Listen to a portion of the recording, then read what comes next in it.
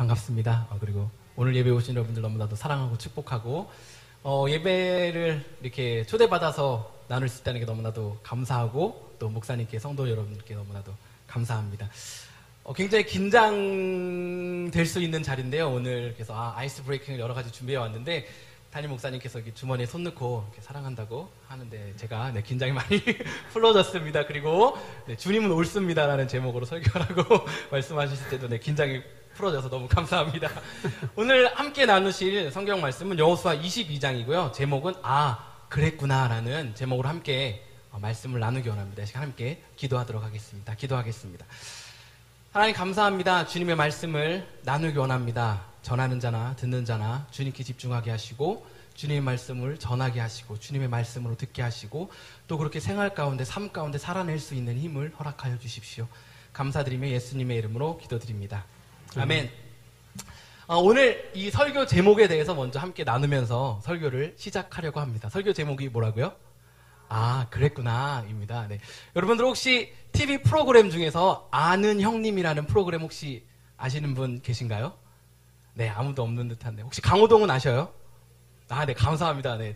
텔레비도 하나도 안 보시고 말씀만 보시는 줄 알고 살짝 긴장했는데, 그래서 텔레비 보는 목사도 있는데, 아는 형님이라는 프로그램이 있습니다. 강호동하고 여러 가지 연예인들이 나와서 하는 프로그램인데, 이 중에 어떤 한 날 아이돌 그룹이 왔어요. 여자 아이돌 그룹.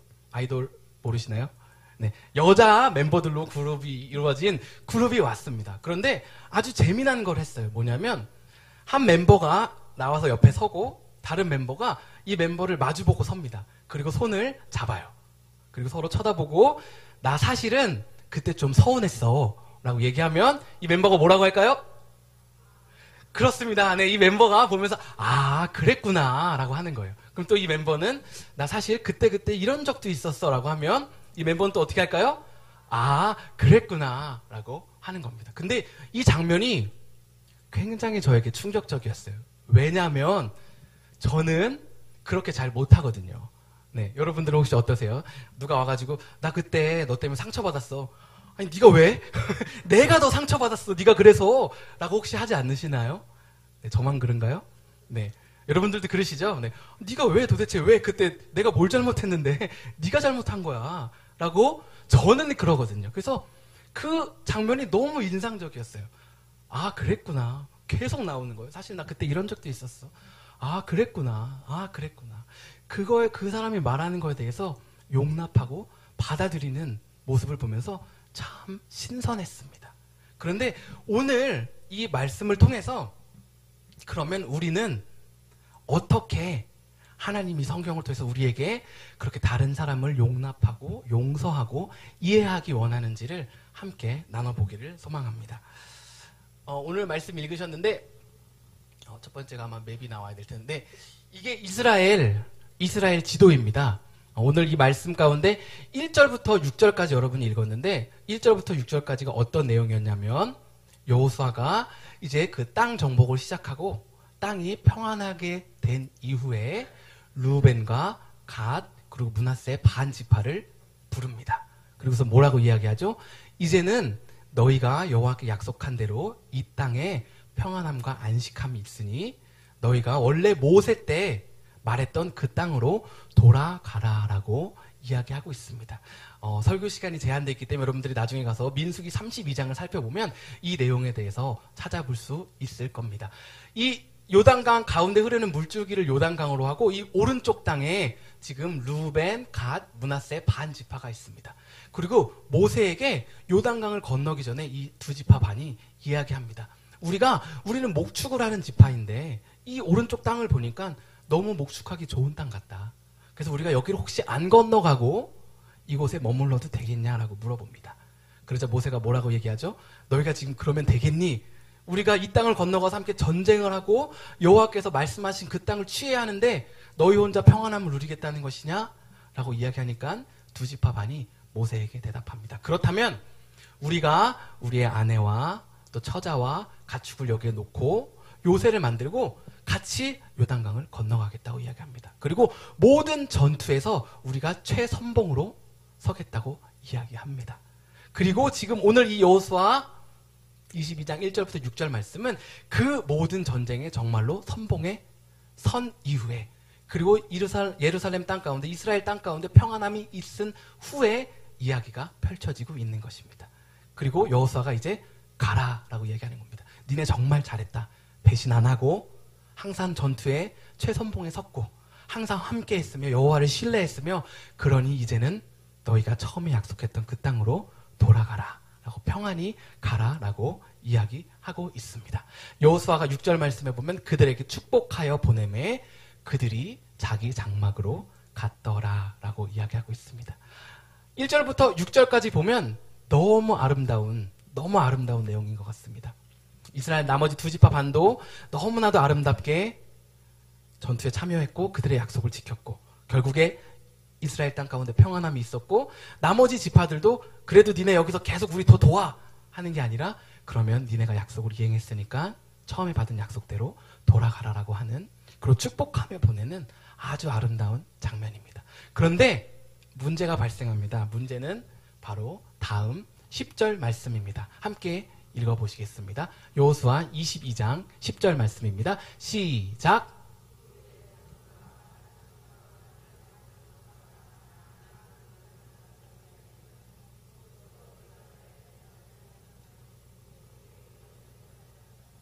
아멘. 이 10절 말씀이 여호수아 22장 가운데 나타나는 엄청난 분쟁을 일으키는 원인이 되게 됩니다. 이들이 돌아가면서 요단강가에 제단을 하나 쌓습니다. 이게 무슨 문제가 될까라고 생각하실 수 있겠지만 12절 말씀을 제가 읽어드리도록 하겠습니다. 이스라엘 자손이 이를 듣자 곧 이스라엘 자손의 온 회중이 실로에 모여서 그들과 싸우러 가려 하는지라라고 이야기하고 있습니다. 나중에 22장을 다 읽어보시면 알겠지만 이들이 가서 두 지파 반을 없애버리자라고 얘기하는 거예요. 다 없애버리자라는 거예요. 왜 너희가 그 땅에서 범죄하느냐 하며 다 그들을 없애버리고자 합니다. 왜 그러냐면 신명기 12장을 보면 나타나는데, 이스라엘 백성은 어디서 예배해야 하는 거죠? 성전에서 예배해야 하는 것입니다. 제단이 있는 곳, 그 제단에서 예배하고 그 제단 외에 다른 제단을 만들고 거기서 예배하지 말라고 했습니다. 그래서 이들이 그거에 대해서 언급하고 있는 것입니다. 16절을 보면, 여호수아 22장 16절을 보면 제가 읽어드리도록 하겠습니다. 여호와의 온 회중이 말하기를 너희가 어찌하여 이스라엘 하나님께 범죄하여 오늘 여호와를 따르는 데서 돌아서서 너희를 위하여 제단을 쌓아 너희가 오늘 여호와께 거역하고자 하느냐라고 이야기하고 있는 것입니다. 왜 너희들 모세가 말했던 그 율법을 떠나서 범죄하려고 하느냐? 그렇게 하지 마라 라고 이야기하고 있는 것입니다. 19절 말씀에 보면, 그러니까 너희의 소유지가 만일 깨끗하지 아니하거든 여호와의 성막이 있는, 모세가 말한, 하나님이 말한 성막에서 예배하라고 했던 그 성막이 있는 여호와의 소유지 요단 서편으로 건너와서 우리 중에서 소유지를 나누어 갖자. 그래서 오직 우리 하나님 여호와의 제단 외에 다른 제단을 쌓음으로 여호와를 거역하지 말며 우리에게도 거역하지 말라라고 이야기하고 있는 것입니다. 이들이 10절에서 그 제단을 쌓은 것을 가지고 12절을 왜 저들을 없애러 가자, 그냥 이유 없는 반응이 아니라 이유가 있는, 근거가 있는 분냄과 성냄과 반응이었다는 것입니다. 싸우러 가자라고 얘기하는 것입니다. 왜 어찌해서 우리 민족 가운데 범죄하게 하느냐는 것입니다. 그렇게 하지 말아라 라고 이야기하고 있는 것입니다. 그런데 여기서 재미있는 건 이러한 이스라엘 민족의 반응에 대답한 그 두 지파 반의 모습입니다. 21절부터 29절까지 보시면 제가 읽어드리도록 하겠습니다. 21절부터 22절, 29절 말씀입니다. 여호수아 22장 21절부터 29절까지 제가 읽어드리도록 하겠습니다.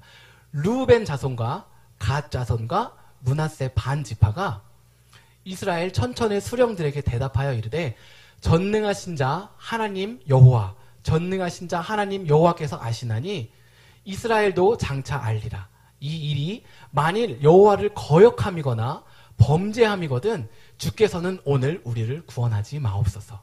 우리가 제단을 쌓은 것이 돌이켜 여호와를 따르지 아니하려 함이거나 또는 그 위에 번제나 소제를 드리려 함이거나 또는 화목제물을 드리려 함이거든 여호와는 친히 멸하시옵소서. 우리가 목적이 있어서 주의하고 이같이 하였노라. 곧 생각하기를 후일에 너희의 자손이 우리 자손에게 말하여 이르기를 너희가 이스라엘 하나님 여호와와 무슨 상관이 있느냐.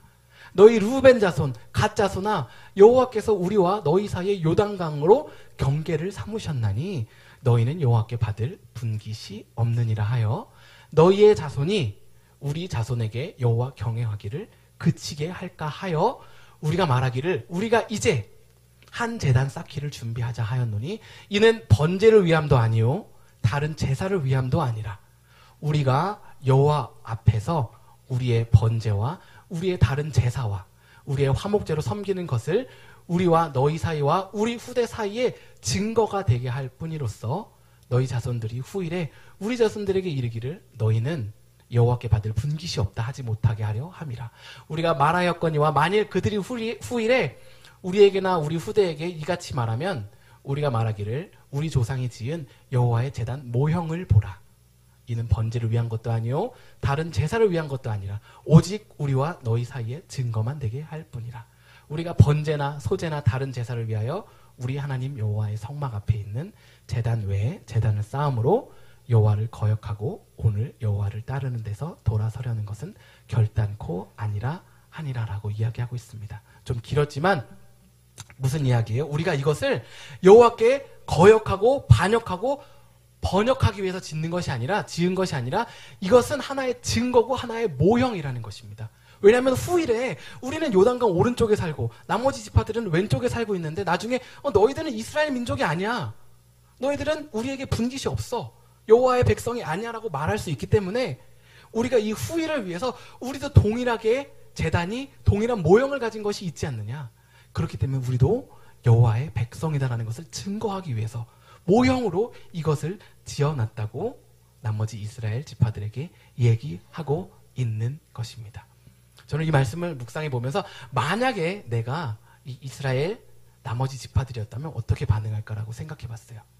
만약에 저였다면 너네 그래도 잘못했어 라고 얘기했을 것 같아요. 니네 그래도 먼저 우리한테 이거 질 거라고 얘기하고 우리에게 동의를 얻고 뭐 교회나 그 비즈니스로 얘기하면 보고서 먼저 내고 어프로브 받으면 컨퍼메이션 받으면 그리고 진행했어야지. 니네 마음대로 하면 어때? 어떻게? 라고 저였다면 반응했을 것 같아요. 그리고 좀 더 열이 있으신 분들은 어떻게 반응했을까요? 그래도 안 돼. 남자가 칼을 뺐으면 물이라도 베야지. 우리 지금 군대 데리고 온 거 안 보여? 조금의 희생양이라도 내놔. 안 돼. 니네 그래도 용서 못해. 니네 무조건 잘못했어. 라고 아마 하는 분들도 있을 것 같아요. 그리고 돌아가서도 마음에 계속 내켜하는 거죠. 걔네가 정말 그랬을까? 이거 아니야. 다시 한번 가봐야 되는 거 아니야? 다시 한번 확인해 봐야 돼. 진짜 얘네 여기서 번제하는지 안 하는지 우리 CCTV 달아놓고 날마다 감시해야 되는 거 아니야 이거? 어떻게 믿어? 라고 아마 반응했을지도 모르겠어요. 그런데 오늘 이 성경에서 이스라엘 백성들이 보인 반응은 30절, 33절을 함께 읽어보도록 하겠습니다. 22장, 여호수아 22장 30절 그리고 33절을 함께 읽도록 하겠습니다. 여호수아 22장 30절 그리고 33절 말씀입니다. 시작!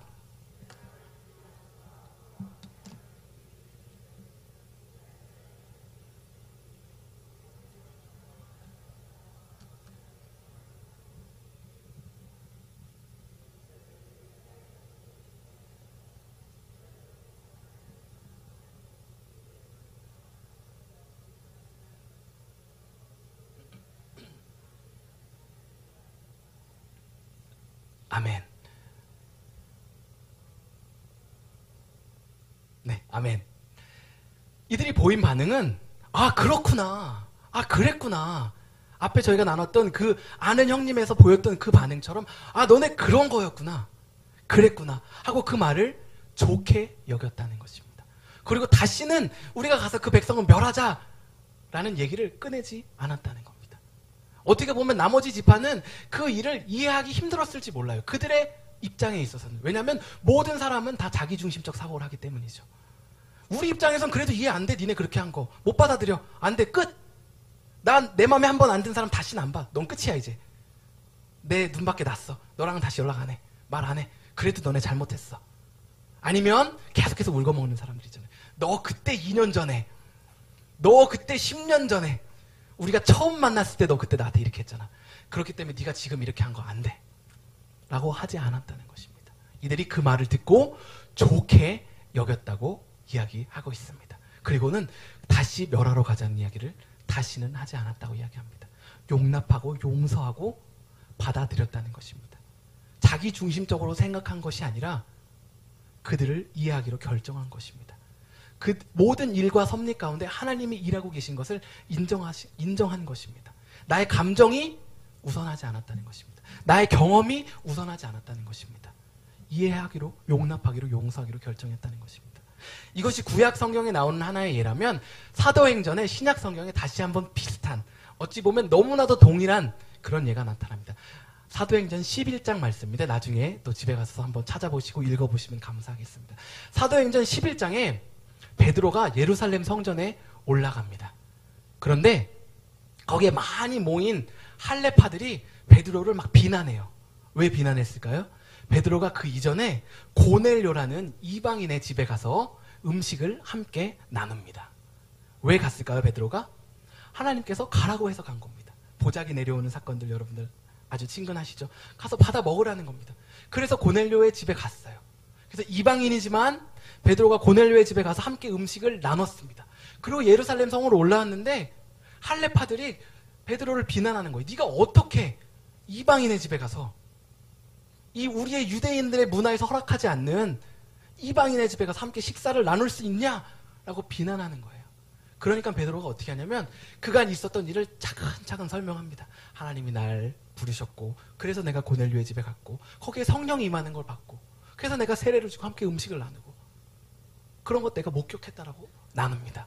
그러자 이 비난하던 할례파들의 반응이 아주 재밌습니다. 18절 말씀입니다. 그들이 이 말을 듣고 잠잠하여 하나님께 영광을 돌려 이르되 그러면 하나님께서 이방인에게도 생명을 얻는 회개를 주셨다 하니라 라고 이야기하는 것입니다. 이들이 베드로의 말을 듣더니 아 그랬구나. 그러면 하나님이 이방인에게도 구원을 주셨구나라고 고백하고 영광을 돌리더라는 것입니다. 아니야 베드로 너 그래도 잘못했어. 교회 공의에 먼저 허락을 받고 갔어야지. 거기 가기 전에 허락 받고 종이 받아서 문서 받아서 보고서 내고 도장 꽝 받고 갔어야지.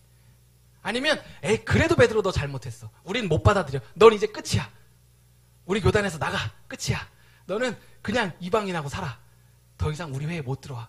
이렇게 반응하지 않았다는 것입니다. 아 그렇다면 우리의 경험 가운데 우리의 지식 가운데 우리의 감정 가운데 용납하기 힘들지만 이해할 수 없지만 그렇지만 하나님께서 그렇게 하셨다면 우리가 받아들이기로 결정한다는 것입니다. 단순히 받아들이는 것뿐만 아니라 그것으로 인하여서 하나님께 영광을 돌리고 기뻐하기로 결정한다는 것입니다. 사랑하는 성도 여러분, 저와 여러분은 어떻습니까? 우리의 감정이 상했을 때 하나님 메시지가 우리 마음가운데 들어올 여지가 있습니까? 아니 나 오늘 기분 나쁘니까 예배 못해. 아 오늘 목사님 말씀 안 들어와. 나 마음 상했단 말이야.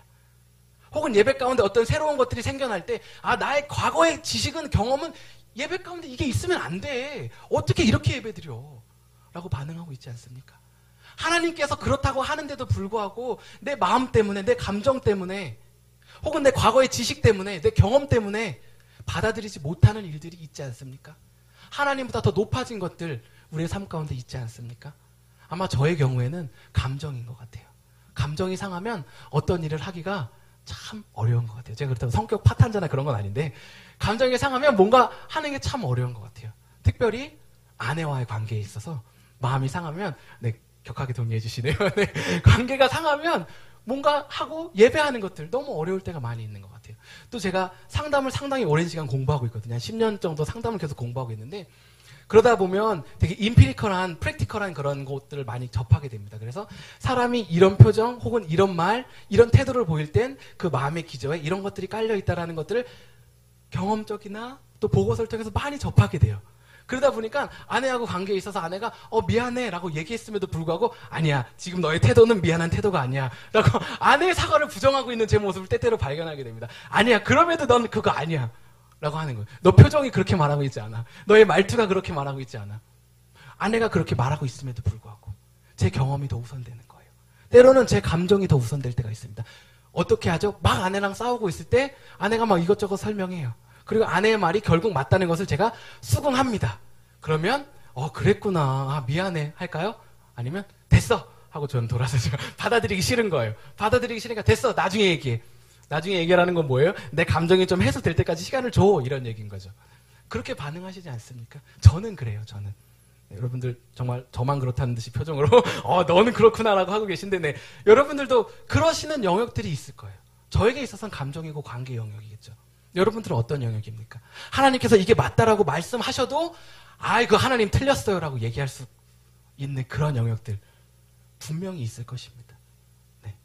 그런 영역들 가운데 우리가 오늘 이 말씀을 통해서 여호수아 22장에 나왔던 이들의 모습과 또 사도행전에 나오는 이들의 모습을 통해서 저희가 그렇게 하기로 결정하는 시간 되기 원합니다.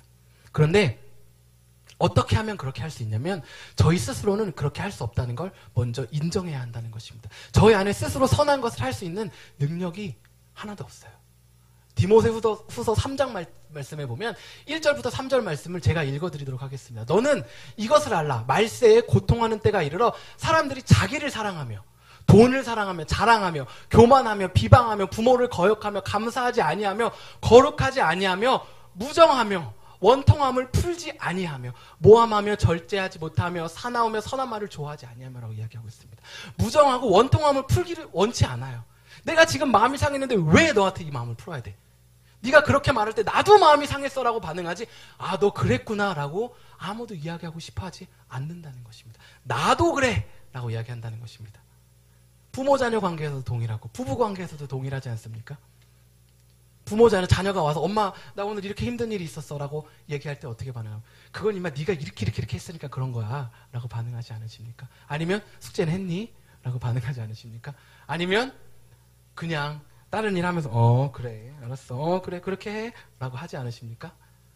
우리가 상한 마음 무정하고 원통한 마음을 풀기를 원하지 않는 세대라는 것입니다. 그리고 자기만 사랑하는 세대랍니다. 사랑하는 것이랍니다. 그래서 남을 보면 돕고 싶은 마음이 우리 마음 가운데 스스로 일어날 수가 없다는 것입니다. 저 사람이 어려운 사람을 볼 때 그건 저 사람이 저렇게 살아가니까 그런 거지. 이렇게 하고 나도 이만큼 고생했는데 이렇게 하면 그 사람도 이렇게 될 수 있어. 굳이 우리가 안 도와도 돼. 저 사람이 잘못한 거야 라고 반응하고 싶어 한다는 것입니다. 그것이 오늘 성경에서 말하고 있는 세대라는 것입니다. 저와 여러분이 그런 세대가 되지 않길 간절히 소망합니다. 성경은 그러면 어떻게 되길 원하냐면 골로새서 3장 13절 14절 말씀에서 이야기하고 있습니다. 누가 누구에게 불만이 있거든 서로 용납하여 피차 용서하되 주께서 너희를 용서하신 것 같이 너희도 그리하고 이 모든 것 위에 사랑을 더하라. 이는 온전하게 매는 띠니라라고 이야기하는 것입니다. 너희는 용납하고 용서하라는 것입니다. 교회를 떠나는 이유가 나 저 사람 얼굴 보고 예배 못하겠어가 되면 안 된다는 것입니다. 내가 교회 왔을 때 저 사람 얼굴 보고 예배 못하겠지만 감정이 올라와서 예배 못하겠지만 그럼에도 불구하고 주님의 말씀에 내가 의지해서 예배하기로 결정하는 것이라는 겁니다. 주님 내가 스스로 예배할 힘이 하나도 없습니다. 주님을 찬양할 힘이 하나도 없습니다. 저 사람을 용납하고 용서할 힘이 하나도 없습니다. 주님 나의 감정이 해소되기 전에 내가 다른 사람의 감정을 돌볼 힘도 이유도 여유도 아무것도 없습니다. 그런데 오늘 주님의 이 말씀을 의지해서 내가 그렇게 하기로 결정합니다. 지금 성령님 오셔서 나의 마음을 만지시고 내가 예배하게 하여 주십시오. 주님의 그 지성소 가운데 나를 초청해 주십시오. 내가 주님을 신뢰하면서 나아갑니다. 라고 고백하는 저와 여러분이 되기를 간절히 소망합니다. 그것을 빌립보서 2장 5절 말씀에서는 바로 예수 그리스도의 마음이라고 이야기하고 있습니다. 너희 안에 이 마음을 품으라라고 이야기하고 있습니다. 우리 안에 그리스도 예수의 마음이 있습니까, 여러분? 제 안에 예수님의 마음이 있는지 날마다 항상 확인해 봅니다. 사랑하는 성도 여러분, 여러분 가운데 예수님의 마음이 있습니까? 배신당하고 다시 배신당할 거 알지만, 죽을 거 알지만 그럼에도 불구하고 다시금 사랑하기로 결정하는 그 예수님의 마음. 어떻게 보면 아무것도 되돌려받을 수 없는 그런 존재이지만 나의 가장 귀한 것을 내어놓기로 결정하는 그 마음이 저와 여러분 가운데 있기를 간절히 소망합니다. 지난주에 제가 있는 지역에는 눈이 왔습니다. 아마 이 지역에도 눈이 왔었던 것 같은데 그렇습니까? 안 왔습니까? 네. 제가 있던 지역에 눈이 상당히 많이 왔습니다. 눈이 왔는데 다음날 날씨가 너무 따뜻했어요. 햇볕이 쨍쨍 내려쬐는 겁니다. 그런데 제가 밖에 나갔는데 아직 상당 부분이 얼어 있었습니다. 그런데 유독 몇몇 곳곳은 눈이 녹아 있었습니다. 얼음이 녹아 있었어요. 왜 녹아 있었을까요? 햇볕이 비추는 자리는 눈이 녹아 있었다는 것입니다. 이미 마른 땅이 되어 있었던 것입니다. 여러분, 우리의 삶 가운데 원통함이나 원망이나 혹은 분함이나 억울함이나 이해할 수 없는 영역들, 내가 풀 수 없는 영역들이 있다면 예수님의 마음을 구하셔야 합니다. 햇볕 대신 빛 대신 예수님이 우리의 마음을, 우리의 관계를, 우리의 가족을, 우리의 교회를, 우리의 커뮤니티를 비출 때 그것은 녹게 돼 있다는 것입니다. 우리의 마음이 녹지 않고 얼어있고 강팍하고 완고한 이유는 내 마음 가운데 예수님의 마음이 없기 때문인 것입니다. 혹시 여러분 마음 가운데 예수님의 마음이 필요한 분들이 있다면 이 시간 제가 함께 기도하기 원하는데 가슴에 손을 얹고 기도했으면 좋겠습니다. 하나님, 내가 예수님의 마음이 필요합니다. 예수님의 마음이 필요합니다. 내가 나의 가족을 섬기기 위해서, 또 내가 주님을 섬기기 위해서, 내가 교회를 섬기기 위해서 주님의 말씀에 순종하기 원하는데 내 마음 가운데 예수님의 마음을 주십시오 라고 예수님의 마음을 갈망하시는 분들 가슴에 손 얹고 제가 기도하도록 하겠습니다. 하나님 감사합니다. 저희는 연약합니다. 저희 자신을 용서할 힘도 없고 저희 자신을 사랑할 힘도 없습니다. 더구나 다른 이들을 용서하고 용납하고 돌아볼 마음을 갖는 건 너무나도 어려운 일입니다. 특별히 저희 안에 있는 상한 마음들, 닫혀진 마음들, 닫혀진 관계들, 내가 내 스스로 깰 수 없는 지식의 부분들, 경험의 부분들, 어떤 절차의 부분들, 주님 이 시간 온전히 주님의 마음, 주님의 보혈을 의지하면서 나아갑니다. 이 시간 나의 마음 가운데, 나의 가정 가운데, 나의 교회 가운데, 내가 속한 모든 공동체 가운데 주님의 보혈로 충만히 덮어주시고 눈 녹듯 모든 부분들을 녹게 하여 주시고 예수님의 마음을 품은 거룩한 공동체가 되게 하여 주시옵소서. 감사드리며 예수님의 이름으로 기도드립니다. 아멘.